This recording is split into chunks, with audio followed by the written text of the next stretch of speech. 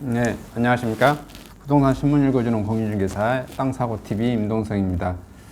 오늘은 2020년 1월 2일 광주 최대 광천동 재개발구역 2026년까지 새 단장에서 26년까지 할 모양인 것 같네요. 계속 좀 이렇게 늦어지는 것 같습니다. 광천동 재개발이. 광주 최대 재개발 사업지구인 서구 광천동 재개발 사업이 본격화됐습니다. 서구청이 시행 계획인가 한 것인데 2026년에는 사업이 마무리될 전망입니다. 2일 광천동 주택 재개발 정비 사업 조합 등에 따르면 광주 서구청은 지난달 30일자로 조합이 신청한 사업 계획인가를 이날 고시했고요. 광천동 재개발 사업은 광천동 일대 42만 5,984제곱미터의 5개 단지 중 5,600여 세대 아파트를 지을 예정입니다.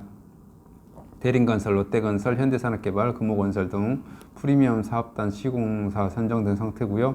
조합 측은 올 상반기 조합원 분양을 하고 하네요. 2021년 하반기께 내년이네요. 내년 일반 분양을 실시할 계획입니다. 드디어 빨리빨리 속도가 진행되고 있는 것 같습니다.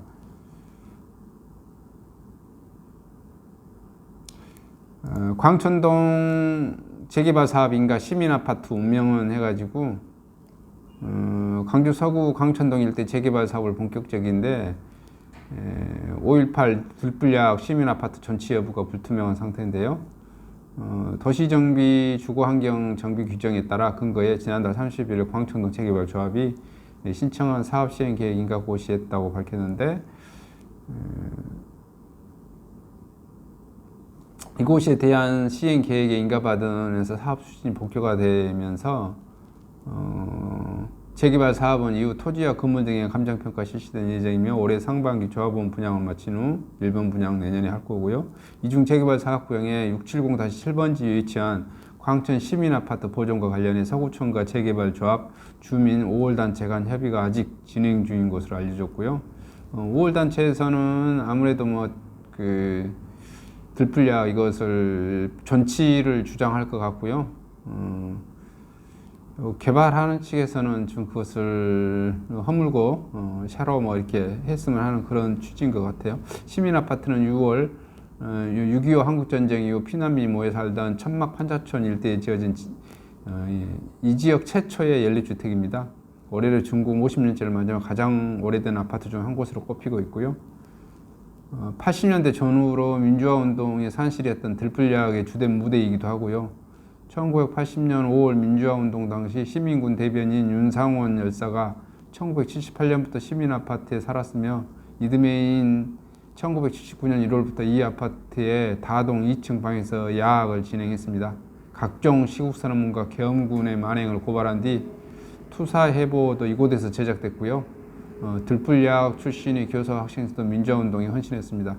때문에 서구와 5월단체 시민아파트 보존가치가 높다고 판단, 지난해 말부터 재개발 조합과 간담회를 갖는 등 시민아파트 존치 방안을 협의하고 있습니다. 현재 조합 측은 시민아파트의 역사적 가치와 존치 필요성에 대해 공감하면서도 시간적 경제적 손실을 들어 반대 입장을 밝히고 있죠. 당연히 그렇게 될 것 같아요. 아마 어떻게 될지는 좀 모르겠는데 아마 이걸 보지 않더라도 이거 재개발 측에서는 어떤 문화 공간, 추모 공간 이런 기념관 요 정도 소규모로 만들어서 이렇게 하고 싶어 하실 거고 5월 단체 같은 데서는 그걸 전치하려고 할 건데 너무 오래된 건물이 안전성 문제가 좀 대두되지 않을까 이렇게 싶습니다. 그리고 광주 오피스텔 문가 뚝 거래량 가격 모두 침체 이렇게 제목 잡혀졌네요. 지난해 광주 지역 오피스텔 시장이 극심한 침체 양상을 보이고 있고요. 매매 전월 시가가 모든 지표에서 내림세를 보였고요. 거래량도 크게 줄었고요. 한정되는데 지속적인 공급량이 증가하여 도시형 생활주택이 대체주택까지 증가했기 때문에 보고 있고요.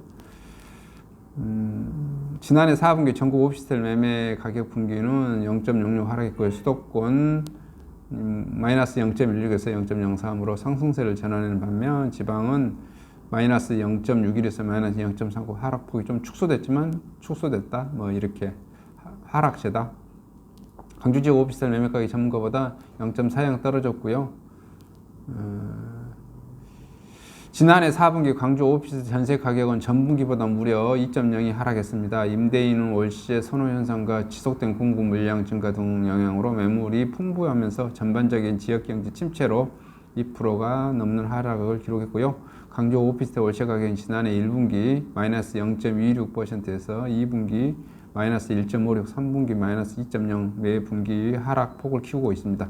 이처럼 광주 지역 오피스텔 시장이 부진을 보이면서 지난해 12월 가운데 평균 매매 가격이 6,361만 6천 원으로 전국 평균 1억 7천의 절반에도 미치지 못한 데에서 전국 도시권에서 가장 낮았습니다. 평균 전세 가격은 4,912만 원으로 전국 최하위권이고요. 평균 월세 가격도 32만 4천 원으로 전국에서 가장 낮습니다.